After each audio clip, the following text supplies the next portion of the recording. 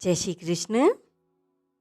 यत्र योगेश्वरः कृष्णो यत्र पार्थो धनुर्धरः तत्र श्रीर्विजयो भूतिर्ध्रुवा नीतिर्मतिर्मम। अध्याय 18 श्लोक 78 व्याख्या। यत्र योगेश्वरः कृष्णो यत्र पार्थो धनुर्धरः। संजय कहते हैं कि राजन, जहाँ अर्जुन का संरक्षण करने वाले, उनको सम्मति देने वाले, संपूर्ण योगों के महान ईश्वर, महान बलशाली, महान ऐश्वर्यवान, महान विधावान, महान चतुर भगवान श्री कृष्ण हैं, और जहाँ भगवान की आज्ञा का पालन करने वाले भगवान के प्रिय सखा तथा भक्त गांडीव धनुषधारी अर्जुन है, उसी पक्ष में श्री विजय विभूति और अचल नीति ये सभी हैं, और मेरी सम्मति भी उधर ही है। भगवान ने जब अर्जुन को दिव्य दृष्टि दी, उस समय संजय ने भगवान को महायोगेश्वरः, योगेश्वर अर्थात योगों के ईश्वर होना तो सरल बात है, पर योगेश्वर अर्थात संपूर्ण योगों के ईश्वर होना आखिरी हद है। सा काष्ठा सा परागति ही कहा था। अब उसी महायोगेश्वर की याद दिलाते हुए यहाँ योगेश्वरः कहते हैं। वे संपूर्ण योगों के ईश्वर मालिक भगवान कृष्ण प्रेरक हैं, और उनकी आज्ञा का पालन करने वाले धनुषधारी अर्जुन पेय हैं। गीता में भगवान के लिए महायोगेश्वर, योगेश्वर आदि शब्दों का प्रयोग हुआ है। इनका तात्पर्य है कि भगवान सब योगियों को सिखाने वाले हैं। भगवान को खुद सीखना नहीं पड़ता, क्योंकि उनका योग स्वतः सिद्ध है। सर्वगता ऐश्वर्य, सौंदर्य, माधुर्य आदि जितने भी वैभवशाली गुण हैं, वे सब के सब भगवान में स्वतः रहते हैं। वे गुण भगवान में नित्य रहते हैं, असीम रहते हैं।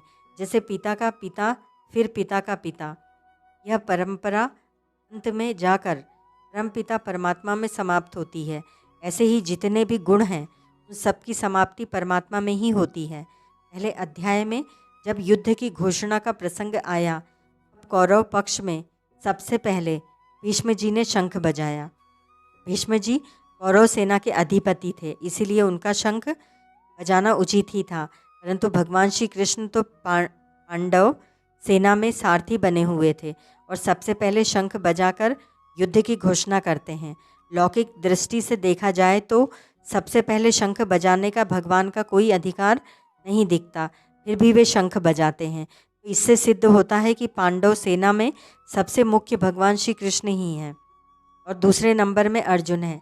इसीलिए इन दोनों ने पांडव सेना में सबसे पहले शंख बजाए। तात्पर्य यह हुआ कि संजय ने जैसे आरंभ में शंख वादन क्रिया में दोनों की मुख्यता प्रकट की, ऐसे ही यहाँ अंत में भी इन दोनों का नाम लेकर दोनों की मुख्यता प्रकट करते हैं। गीता भर में पार्थ संबोधन की 38 बार आवृत्ति हुई है।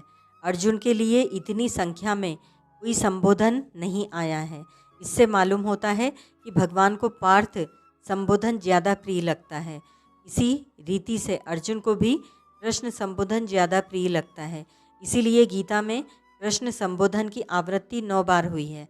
भगवान के संबोधन में इतनी संख्या में दूसरे किसी भी संबोधन की आवृत्ति नहीं हुई है। अंत में गीता का उपसंहार करते हुए संजय ने भी कृष्ण और पार्थ ये दोनों नाम लिए हैं। तत्र श्री विजयो भूतिर्ध्रुवा मतिर्मम, लक्ष्मी, शोभा, संपत्ति, ये सब श्री शब्द के अंतर्गत हैं। जहाँ श्रीपति भगवान कृष्ण हैं, वहाँ श्री रहेगी ही। विजय नाम अर्जुन का भी है और शूरवीरता आदि का भी। जहाँ विजय रूप अर्जुन होंगे, वहाँ शूरवीरता, उत्साह आदि क्षात्र ऐश्वर्य रहेंगे ही। ऐसे ही जहाँ योगेश्वर भगवान श्री कृष्ण होंगे, वहाँ विभूति, ऐश्वर्य, महत्ता, प्रभाव, सामर्थ्य आदि सब के सब भगवद गुण रहेंगे ही। और जहाँ धर्मात्मा अर्जुन होंगे, वहाँ ध्रुवा नीति, अटल नीति, न्याय, धर्म आदि रहेंगे ही। वास्तव में श्री विजय विभूति और ध्रुवा नीति ये सब गुण भगवान में और अर्जुन में हरदम विद्यमान रहते हैं। प्रयुक्त 2 विभाग तो मुख्यता को लेकर किए गए हैं। योगेश्वर श्री कृष्ण और धनुषधारी अर्जुन, ये दोनों जहाँ रहेंगे वहाँ अनंत ऐश्वर्य, अनंत माधुर्य, अनंत सौशील्य, अनंत सौजन्य, अनंत सौंदर्य आदि दिव्य गुण रहेंगे ही। धृतराष्ट्र का विजय की गुणाभिसंधि रूप जो प्रश्न है उसका उत्तर संजय यहाँ सम्यक रीति से दे रहे हैं। तात्पर्य है कि पांडु पुत्रों की विजय निश्चित है, इसमें कोई संदेह नहीं है। ज्ञान यज्ञ सुसंपन्न श्री ये पार्थ साध रथे है अंगीकरोतु तत्सर्वम मुकुंदो भक्तवत्सलः नेत्र वेद का युग में ही बहुधान्ये च वत्सरे संजीवनी मुमुक्षुर्नाम माधवे पूर्णता मियात्। ओम तत्सत।